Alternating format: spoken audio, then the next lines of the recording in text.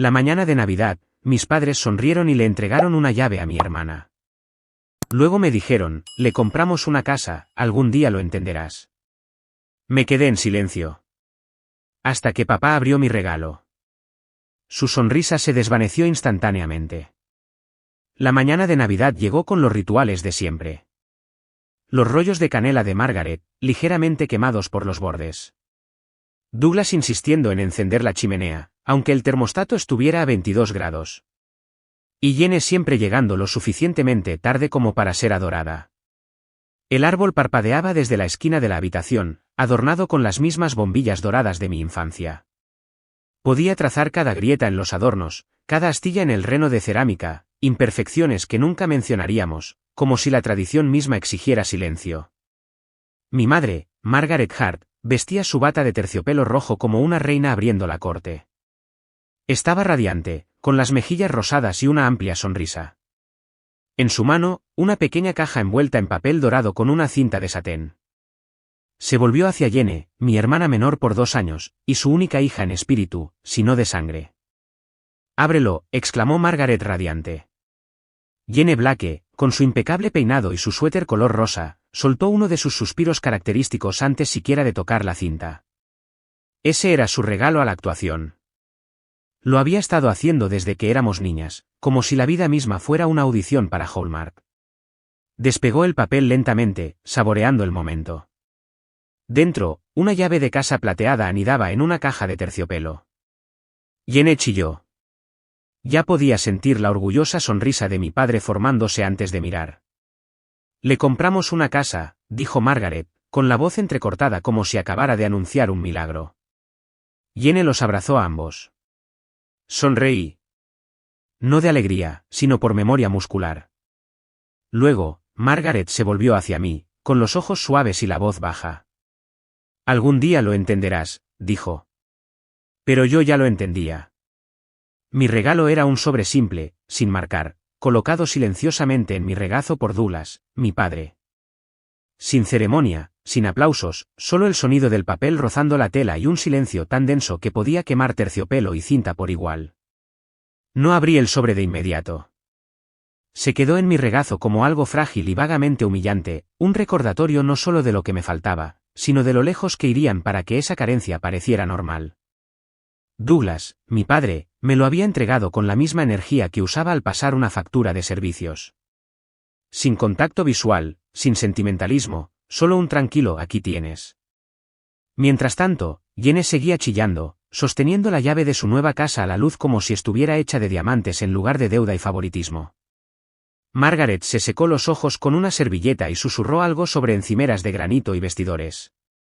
Volví a mirar el sobre.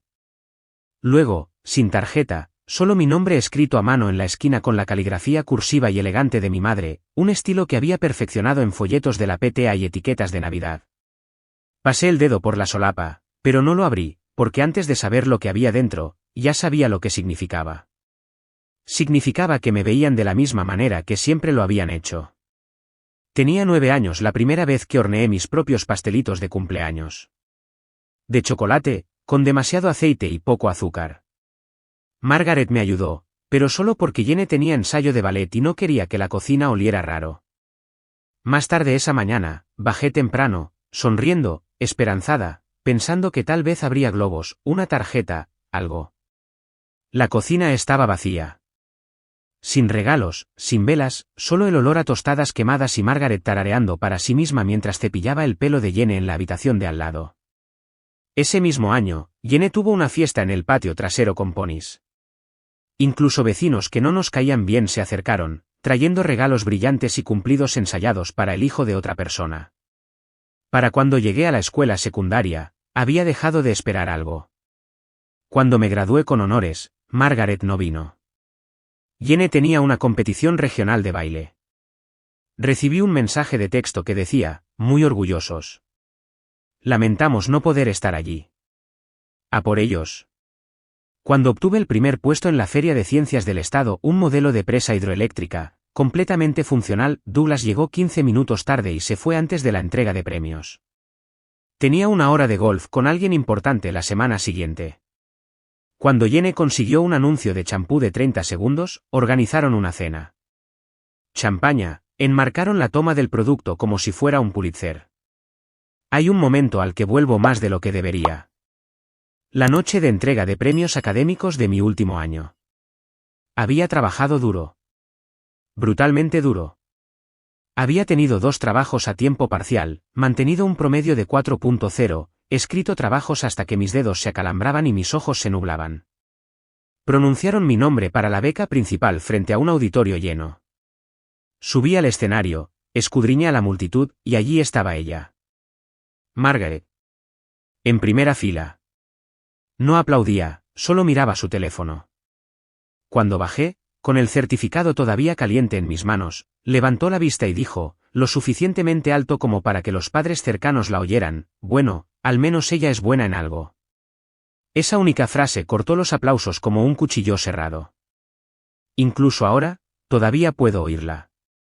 Solía preguntarme si lo estaba imaginando todo. Si era simplemente la niña amargada a la sombra de una hermana más brillante. Pero el favoritismo no susurra. Esculpe. Se esculpe en las fiestas, en las cenas y en todos los momentos donde se supone que el amor es más fuerte. Esa mañana, observando a Jenny sostener la llave de una casa mientras yo sostenía un sobre sin vida, dejé de preguntarme. Sabía exactamente dónde estaba. Y también sabía algo más, este no era el momento de hablar. Todavía no. Pero se acercaba. Abrí el sobre con el mismo cuidado que le darías a una herida que ya sabes que dejará cicatriz. Solo había una hoja dentro. Sin carta, sin mensaje. Solo una impresión de una oferta de empleo, un puesto de asistente administrativo en una oficina regional de seguros. Nivel de entrada. Por horas. Cerca del final, con tinta que era inconfundiblemente de Douglas, con sus letras nítidas y mayúsculas, llenas de presión y control, había garabateado, pensé que esto podría ser más de tu agrado. Miré la página sin pestañear. Mis dedos fríos. Nadie se dio cuenta. Jenny seguía hablando de puertas francesas y de ese lindo rincón de lectura. Margaret ya estaba rellenando su café. Dejé caer el papel de nuevo en el sobre, lo doblé 2 veces y luego lo deslicé bajo mi pierna. No para esconderlo, solo para terminarlo. La habitación estaba llena de ruido, pero nada de eso me llegó. Todo lo que podía escuchar era el sonido de ese sobre rozándose a sí mismo, papel fino sobre papel fino, como algo que susurraba que yo nunca pertenecería aquí de la forma en que ella lo hacía. No me habían dado menos porque se olvidaran. Me dieron menos porque creían que necesitaba menos. Porque siempre me había arreglado. Pagaba mi propio alquiler. Empacaba mis propias cajas. Respondía el teléfono yo misma cuando la enfermera de la escuela llamaba. Y creo que eso fue lo que más dolió. No el insulto, sino la absoluta confianza con la que lo entregaron. No estaban siendo crueles. Estaban siendo coherentes. No había planeado volver.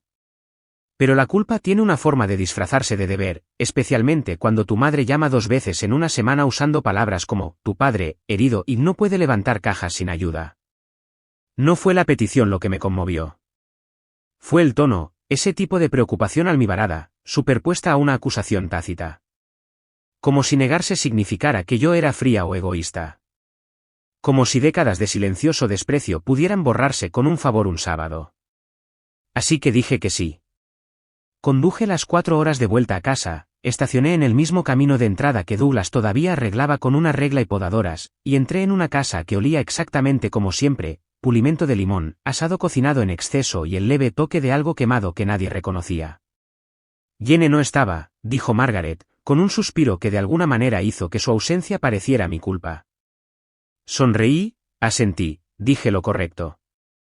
Para el sábado por la tarde, habíamos completado la lista de tareas, ayudamos a Douglas a levantar los contenedores de almacenamiento en el garaje, escuchamos a Margaret quejarse del novio de Jenny, y soportamos una cena donde cada tema volvía a las renovaciones de la casa del lago. A las 10 de la noche, no podía dormir. La habitación de invitados, la que solía llamar mía, todavía tenía mis viejos trofeos de fútbol en el estante, como prueba de que había estado allí una vez. Pero las paredes se sentían más estrechas ahora, como si recordaran cuántas palabras había tragado dentro de ellas. Vagaba, descalza y en silencio. La puerta de la oficina de Douglas estaba ligeramente entreabierta. Solo eso ya era extraño. Él custodiaba la habitación como una iglesia. Luces apagadas, persianas bajadas, cajones cerrados con llave, contraseñas en todo. Y, sin embargo, ahí estaba, abierta. La caja fuerte estaba escondida detrás del archivador, pequeña y gris, pero inconfundiblemente suya. Y por primera vez en mi vida, la puerta estaba suelta. Debí haberla cerrado y haberme ido. Debí haber asumido que fue un error. Pero algo me retuvo allí. Un pequeño tirón en mi estómago que decía, que guardan bajo llave de ti que Jenny ya sabe. Me arrodillé lentamente, con cuidado. Dentro había filas de carpetas de Manila, todas perfectamente etiquetadas, declaraciones de impuestos, escrituras de propiedades, extractos bancarios. Algunas conocidas, otras nuevas. Las hojeé en silencio. Luego lo encontré. Un sobresellado. Blanco liso. En el anverso, con la letra de Douglas, abrir al fallecer. Mis manos se quedaron quietas. Luego lo abrí. Dentro, un testamento. No el que recordaba de años atrás, el que exhibieron en la mesa cuando Jenny cumplió 21, donde todo se repartía equitativamente. Este era diferente. Mi nombre aparecía primero. Al lado, un número de parcela. Una propiedad de la que nunca les había oído hablar. Al principio, pensé que era un error. Pero luego vi la página siguiente, una escritura. Comprada a mi nombre años atrás. Y debajo, una autorización firmada para transferir fondos usando mi nombre. La firma era mía, pero la inclinación era incorrecta. La curva en la R no coincidía. Se me cortó la respiración. Alguien había firmado por mí. Y según la actividad bancaria adjunta, no había sucedido solo una vez. Mi nombre había sido usado. Mi identidad se movía como muebles en una habitación a la que no se me permitía entrar.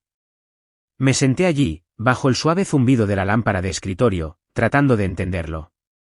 No era solo que me hubieran ocultado algo. Era que habían construido una segunda narrativa y me habían escrito en ella sin mi consentimiento.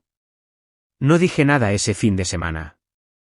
En el desayuno de la mañana siguiente, Margaret sirvió mi café con su habitual alegría teatral, preguntó si ya había encontrado un trabajo de verdad, y luego se lanzó a una historia sobre la nueva idea de podcast de Jenny, algo sobre la marca de estilo de vida y la influencia auténtica. Douglas apenas levantó la vista de su tostada. Sonreí, asentí, interpreté el papel que me habían escrito años atrás. Al mediodía, ya estaba empacada y de regreso en la carretera, citando obligaciones laborales que ni siquiera me molesté en inventar. En cuanto llegué a casa, busqué mis informes de crédito. Cada cuenta a mi nombre, cada señal que había ignorado. No me llevó mucho tiempo. ¿La casa? Mi casa. La que habían escondido bajo capas de silencio era real. Comprada hace 6 años. Financiada a través de un fideicomiso vinculado a mi número de seguro social. La dirección coincidía con la parcela de la escritura que había encontrado en la caja fuerte. Pero eso era solo el principio.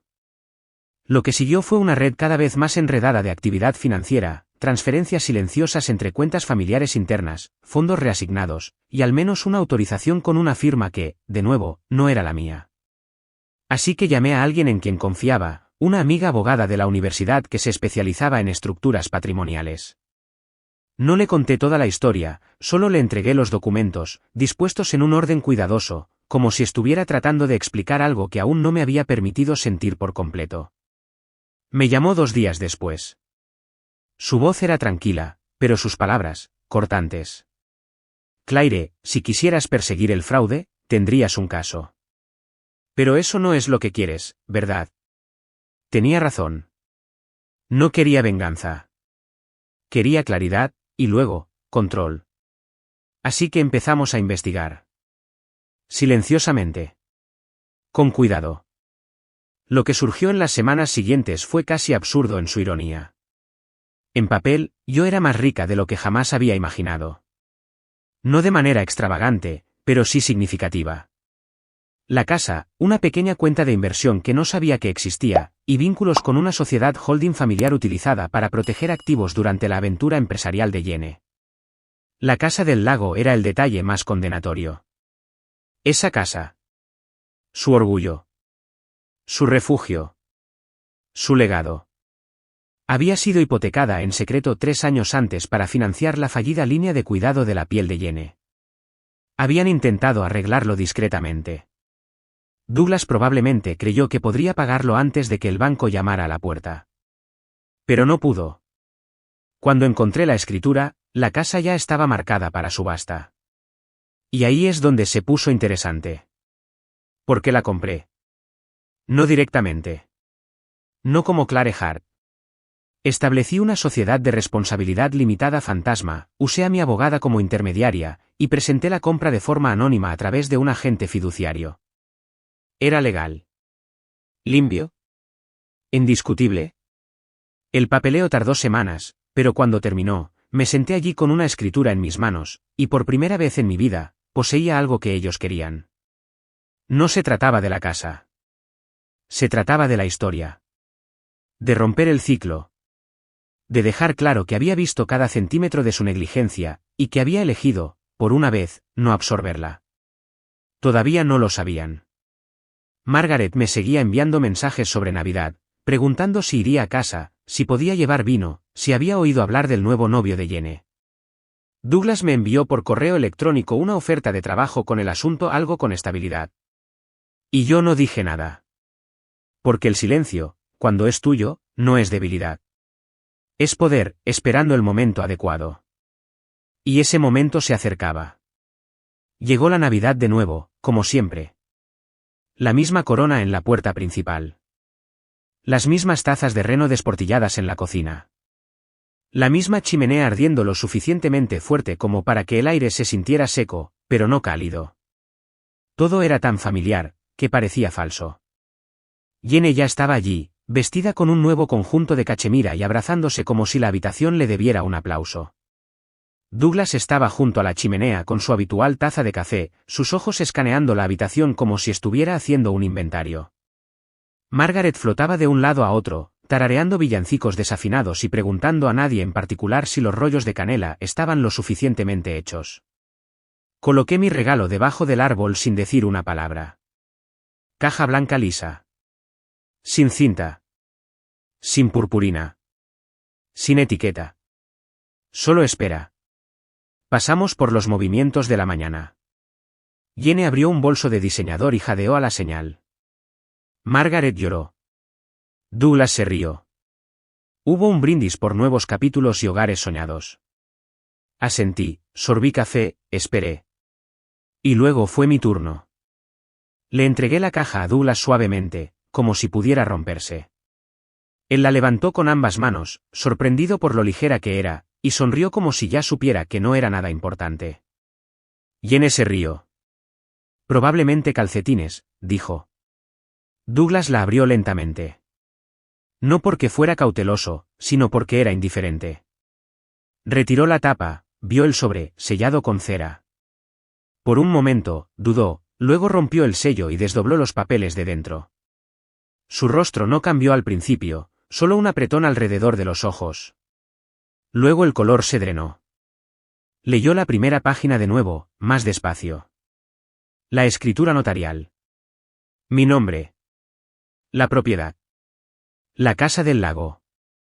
Luego la segunda página. La firma falsificada. La advertencia legal de mi abogado. Su mano tembló, solo un poco. Margaret se inclinó sobre su hombro. Todavía sonreía cuando sus ojos captaron las palabras en negrita cerca de la parte superior del documento. Esa sonrisa se desvaneció como aliento en el cristal. Se volvió hacia mí. Clare, ¿qué es esto? La miré a los ojos, con calma. Es exactamente lo que parece. Ella parpadeó. Douglas no habló. Ni una palabra. Margaret volvió a mirar el papel, luego a él. Su boca se abrió, se cerró, luego se abrió de nuevo. Tú, no me lo dijiste. No fue una pregunta. Su voz se quebró. No ruidosamente, no teatralmente. Se quebró como lo hacen los huesos. ¿Limpia? Irreversible. Jane se aferró más fuerte a su bolso, como si pudiera protegerla. Miró a su alrededor, confundida. Nadie explicó. Nadie se movió. El silencio en la habitación se hizo más denso, espeso y lento, como jarabe derramado sobre la alfombra, imposible de limpiar. Me levanté lentamente, alisando el dobladillo de mi suéter, y lo dije ligeramente, como si les estuviera dando las gracias por los huevos y el café. No compartiré la casa del lago. Esta vez no. No hubo respuesta. Ni siquiera un asentimiento. Solo el sonido del papel moviéndose en las manos de Douglas mientras intentaba, sin éxito, hacer que las palabras significaran otra cosa. Margaret dio un paso atrás de él, como si la distancia pudiera suavizar la traición. Su mirada se movía entre los papeles y su rostro. Y en ese momento, me di cuenta de que no solo había entregado la verdad. Era el final de una actuación que habían ensayado durante años. Y la única persona que no había perdido su señal era yo. Nadie habló, durante mucho tiempo. Douglas permaneció inmóvil, sosteniendo los documentos como si pudieran desintegrarse si se movía demasiado rápido. Sus dedos habían dejado de temblar. Ahora simplemente estaban fijos, con los nudillos blancos, inmóviles. Margaret estaba a su lado, congelada a mitad de un paso, su rostro atrapado entre la incredulidad y algo peor, la comprensión. Todavía no estaba enojada. La ira requiere energía. Lo que vi en ella fue la devastación silenciosa que solo llega cuando una historia sobre la que has construido toda tu vida finalmente se rompe por la mitad, y tú sostienes los pedazos sin idea de cómo volver a unirlos. Jane no había dicho ni una palabra. Estaba aferrándose a su nuevo bolso con ambas manos como un niño que agarra un peluche durante una tormenta. Miraba de una cara a otra, parpadeando como si alguien hubiera empezado a hablar en un idioma que no conocía. No tenía ningún punto de referencia para lo que estaba sucediendo, ningún guión. Eso, más que nada, me dijo lo profunda que había sido la mentira. Nadie le había dicho la verdad tampoco. O tal vez nadie pensó que ella podría manejarlo. Me quedé allí un momento más, dejando que el silencio se extendiera, dejando que hiciera el trabajo que ya no necesitaba hacer. No se disculparían. No explicarían. Ni siquiera preguntarían cómo me había enterado. Porque algunas verdades no necesitan ser dichas para ser entendidas. Cuando busqué mi abrigo, Margaret se encogió ligeramente, como si le hubiera levantado la mano. No me había movido rápido, solo deliberadamente, como alguien que finalmente ha decidido que la escena ha terminado. En la puerta, me detuve. No por dramatismo, no por efecto, solo para mirarlos. Realmente mirarlos. Douglas todavía mirando los papeles, los ojos negándose a parpadear. Margaret desmoronándose poco a poco. Jane en silencio por una vez. Y yo. Todavía de pie. Solo para que quede claro, dije suavemente, no lo devolveré. Ni la casa. Ni mi nombre. Ya no. Eso fue todo. Luego abrí la puerta y dejé que el frío aire de diciembre se derramara detrás de mí, como el agua después de que una presa se rompe. Me golpeó la cara como la verdad, fuerte, honesta, limpia. Por la tarde, había empezado a nevar. Copos suaves y constantes caían en el tipo de silencio que solo el invierno comprende, donde el aire no solo se aquieta, sino que se asienta. Cada sonido se amortiguó, cada borde se suavizó. Me senté en un viejo sillón cerca de la ventana de la casa del lago, mi casa del lago, con una manta sobre los hombros, el café enfriándose lentamente a mi lado. Sin música, sin voces, solo el leve crujido de la madera mientras el viento se movía por el revestimiento. El lugar no era glamoroso. Necesitaba pisos nuevos. La chimenea echaba humo cuando no debía. El termostato hacía clic 3 veces antes de hacer algo útil. Pero era mía. Y nadie me la había entregado. Nunca quisieron que la tuviera. Habían intentado ocultarla, enterrarla en papeleo y suposiciones, y en la comodidad de pensar que no miraría demasiado de cerca, que no haría preguntas, que seguiría interpretando mi papel, la silenciosa, la capaz, la chica que siempre limpiaba pero nunca preguntaba por qué existía el desorden en primer lugar. No me sentí triunfante. Nada de esto se sintió como una victoria. Se sintió como liberación. Como exhalar finalmente después de contener la respiración durante años sin siquiera darme cuenta. Pensé por un momento en llamar a alguien, a un amigo, una voz ajena a la familia, solo para decirlo en voz alta, lo que había hecho, lo que había descubierto, lo que había recuperado. Pero no lo hice. Algunas historias no necesitan testigos. Algunas paces no necesitan aplausos. No sabía si se pondrían en contacto. Si Margaret llamaría, con la voz cargada de verdades a medias y arrepentimientos calculados. Si Douglas enviaría uno de sus artículos recortados del periódico local, fingiendo que no había pasado nada. Si Jane enviaría un meme como siempre lo hacía, fingiendo que todavía éramos cercanos. Quizás sí. Quizás no. Ya no me importaba. No estaba enojada. No buscaba reconciliación. Había trazado una línea, no con ira, sino por supervivencia. Y esta vez, no la cruzaría de nuevo. La nieve seguía cayendo, lenta y constante. La vi cubrir las barandillas, luego los árboles, luego los bordes del lago. Lo curioso es que, ahora que finalmente poseo lo que ellos más valoraban, ni siquiera lo quiero. Pero necesitaba que supieran que podía tomarlo. Así como ellos tomaron pedazos de mí, año tras año, envueltos en silencio y llamándolo amor. Si alguna vez has salido de una habitación y no has vuelto a mirar atrás, deja solo un punto. Sabré que estuviste aquí,